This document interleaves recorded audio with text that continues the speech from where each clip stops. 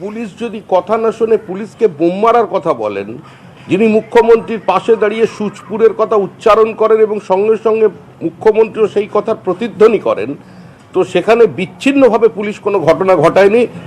যে চক্রান্ত হয়েছে সেটা তৃণমূলের আভ্যন্তরীণ চক্রান্ত।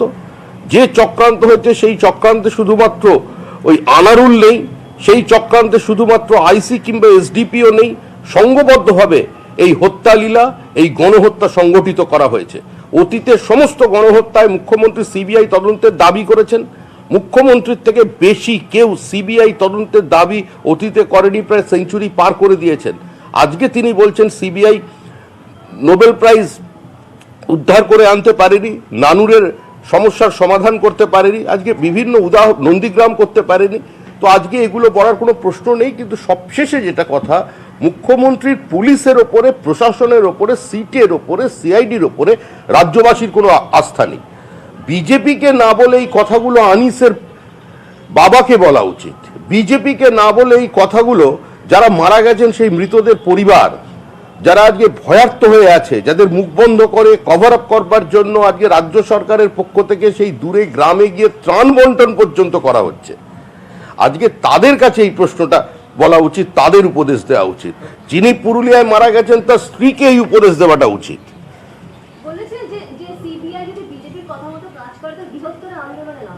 গণতান্ত্রিক পদ্ধতিতে যে কেউ আন্দোলন করতে পারেন, রাস্তায় আন্দোলন করতে পারেন, কিন্তু যদি সিবিআই এর বিরুদ্ধে সরাসরি আন্দোলনে নেমে যান তাহলে রাষ্ট্রকে অস্বীকার করবেন। উনি বলেছেন যে সিবিআই এর আগেও বহু কেস নিয়েছিল কিন্তু সেগুলোর কোনো সমাধান হয়নি। যদি এক্ষেত্রে উনি আরেকটা কথা বলেছেন, সিবিআইকে আমরা সাহায্য করব যদি এক্ষেত্রে পুনরাবৃত্তি হয় ঘটনা, তাহলে আন্দোলনে না সাহায্য তো উনি কোনো অনুগ্রহ করে করবেন না। মহামান্য আদালত নির্দেশ দিয়েছে সিবিআইকে সাহায্য করতে। মহামান্য আদালত নির্দেশ দিয়েছে যে সিটের কাজ বন্ধ রেখে তার সমস্ত তথ্য প্রমাণ সিবিআই এর হাতে তুলে দিতে। পরিস্থিতির বাধ্যবাধকতা আছে সিবিআই এর কথা শোনা। আর সিবিআই এর বিরুদ্ধে তিনি যদি আন্দোলনে নামেন, তিনি তো রাষ্ট্রকে অস্বীকার করবেন। কেন্দ্রের সরকারি দলের বিরুদ্ধে যুদ্ধ ঘোষণা করতে পারেন, সমালোচনা করতে পারেন, কিন্তু সরাসরি যদি রাষ্ট্র ব্যবস্থার বিরুদ্ধেই তৃণমূল কংগ্রেস নেমে যায় তাহলে তৃণমূলই তো জোর করে এখানে 355 ইম্পোজ করবার দরজা খুলে দেবে। বলেছেন যে পুলিশের ভুল ছিল, প্রত্যাঘাত হবে এটা আগে থেকে প্ল্যান করে সেখানে পুলিশের কাজ করা উচিত ছিল, পুলিশের ভুল ছিল। পুলিশ মন্ত্রী আজকে এটা বলেছেন, মুখ্যমন্ত্রী পুলিশ মন্ত্রী। মুখ্যমন্ত্রী তো গিয়ে তদন্তের রূপরেখা তৈরি করে দিয়ে এসেছেন। মুখ্যমন্ত্রী বলেছেন আনারুলের পুলিশকে ঘটনাস্থলে পাঠানো উচিত ছিল।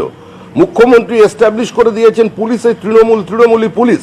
তো যেখানে ব্লকের সভাপতি পুলিশকে নিয়ন্ত্রণ করছেন, সেখানে শুধুমাত্র পুলিশের উপরে দায় চাপিয়ে তো কেউ সরে আসতে পারবেন না। এটি সংঘবদ্ধভাবে পুলিশ এবং তৃণমূলের একটি সংগঠিত অপরাধ।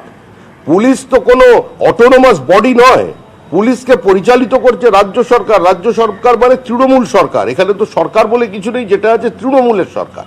মুখ্যমন্ত্রী আজকে সরকারি অনুষ্ঠানে যারা ভোটার নন, সেই স্কুলের বালিকাদেরও সামনে আজকে নরেন্দ্র মোদীর বিরুদ্ধে, কেন্দ্রীয় সরকারের বিরুদ্ধে, বিজেপির বিরুদ্ধে, সিপিএম এর বিরুদ্ধে তিনি বিষোদ্গার করলেন।